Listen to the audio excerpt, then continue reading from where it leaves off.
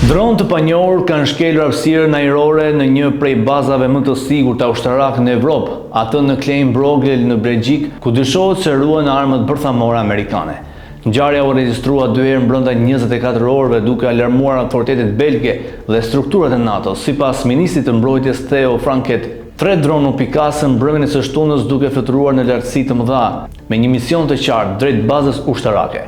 Në terren u angazhua menjëherë një helikopter policie dhe u aktivizua një pajisje bllokuese sinjalesh, por përpjekjet për të neutralizuar pajisjet ajrore rezultuan të pasuksesshme.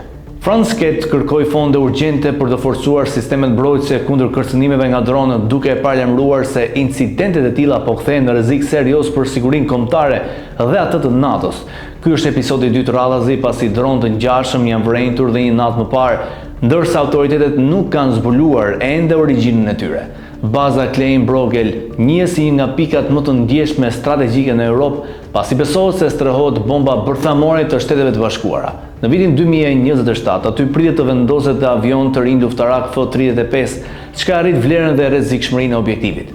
Incidenti vjen në një periudhë ku Europa po përballet me rritje të dukshme të kërcënimeve ajrore, dronë të paidentifikuar, operacione sabotimi dhe përballje të përsëritura me avion ushtarak rus kanë alarmuar kryeqytetet europiane, duke detyruar NATO-n të rishikojë masat e mbrojtjes ajrore.